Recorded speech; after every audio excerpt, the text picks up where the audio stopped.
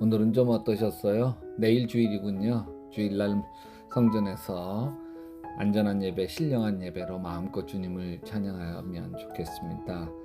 고단했던 하루 좌지금 잠자리 들기 전 먼저 조용히 하나님과 교제하는 정시 기도를 드리십시다. 창세기 27장에 아버지 이삭이 야곱을 축복하는 이야기가 나옵니다. 야곱이 자기를 형 에서라고 속이고 아버지의 축복을 받아 챙기고 나가죠. 그 뒤에 사냥하러 나갔던 형 에서가 돌아옵니다. 늦었습니다. 아버지 이삭이 경악을 하죠. 내 아우가 와서 속여 내 복을 빼앗았도다. 이 말을 들은 에서가 대성통곡을 합니다. 창세기 27장 34절에 내 아버지여 내게 축복하소서 내게도 그리하소서. 에서는 자기가 받을 축복이 동생 야곱에게로 가버렸다는 사실을 알고 견딜 수가 없었죠. 에서는 동생 야곱을 죽이기로 작심합니다. 이것을 눈치챈 엄마 리브가가 야곱을 불러서 내 형 에서가 너를 죽이려 한을 풀려고 한다. 내 형 분노가 풀릴 때까지 너 얼마 동안 외삼촌 집에 가 있어라. 내가 어찌 하루에 자식 둘을 다 잃겠느냐. 야곱이 떠돌이 인생을 살게 된 건 불행한 가족사 때문이죠. 서로를 피를 나눈 형제가 앙숙이 되어 버린 불행한 만남 때문입니다. 여러분에게 불행한 만남은 누군가? 안 보면 그만인 사람이라면 다행이죠. 근데 안 볼 수 없는 사람, 같이 부대끼며 살아갈 수밖에 없는 사람이라면 참 힘겹죠. 불행의 때가 하나님을 만난 때입니다. 창세기 28장 10절에 야곱이 브에세바를 떠나 하란으로 향하여 가더니 한 곳에 이르러 해가 진지라 거기서 유숙하려고 그곳에 한 돌을 취하여 버게하고 거기 누워 자더니 꿈에 본즉 사닥다리가 땅 위에 섰는데 그 꼭대기가 하늘에 닿았고 또 본즉 하나님의 사자가 그 위에서 오르락 내리락 하고. 야곱은 후들거리는 광야 길에서 하나님을 만나게 되어집니다. 두려움 속에서 깜빡 잠들었는데 하늘에서 사닥다리가 내려오고 천사가 오르락 내리락 하는 꿈을 꿉니다. 하나님이 야곱을 찾아오신 것이죠. 야곱이 가장 두려움과 공포에 떨고 있을 때 하나님을 만나게 된 것입니다. 이건 신비입니다. 가장 절망하는 그 순간에 오히려 하나님을 경험하게 된다는 건 정말 신비입니다. 인생이 막다른 골목이십니까? 그곳이 하나님을 만나는 자리입니다. 삶이 무너졌습니까? 그 자리가 하나님을 만나는 자리입니다. 내 인생이 왜 이렇게 꼬였지 싶은 바로 그 자리가 하나님을 만나는 자리입니다. 내가 성공의 가도를 달리고 있을 때 세상 사람들은 나의 주위에 몰려들지만 내가 고난과 실패 속에 있을 때 다 떠나지. 내가 손 벌리게 될까봐 멀리 외면하고 떠납니다.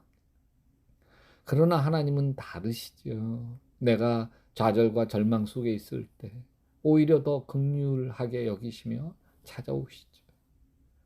이런 찬양이 있습니다. 하나님께로 더 가까이 갑니다. 고통 가운데 계신 주님.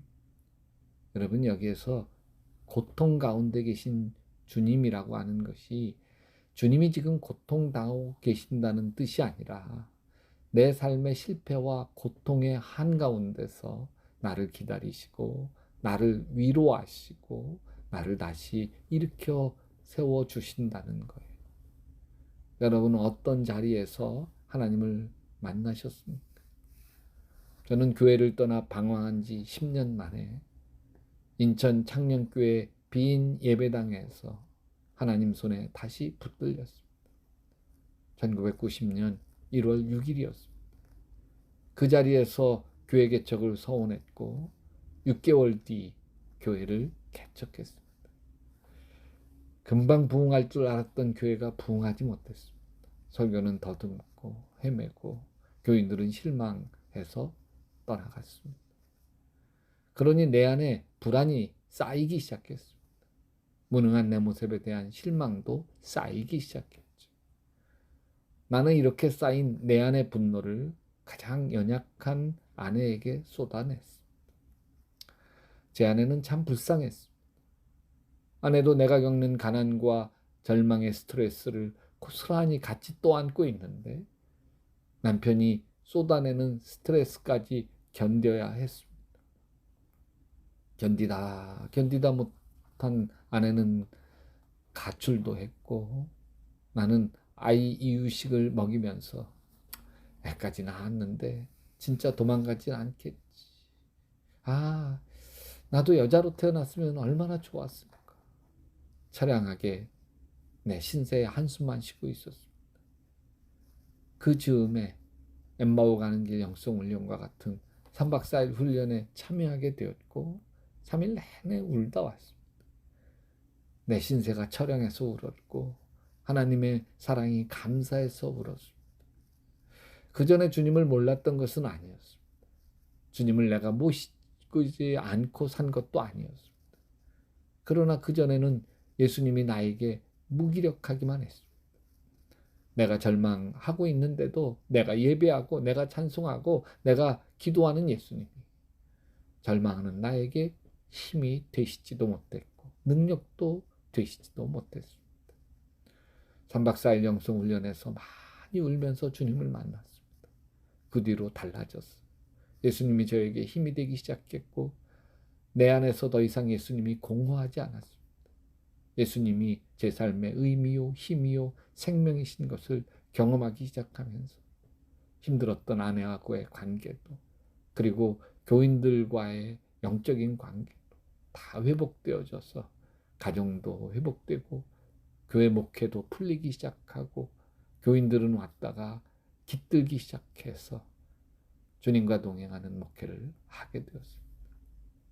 사랑해 주님, 참 고통스럽고 힘든 때 그때 오히려 주님을 만나는 자리 되게 도와 주시옵소서.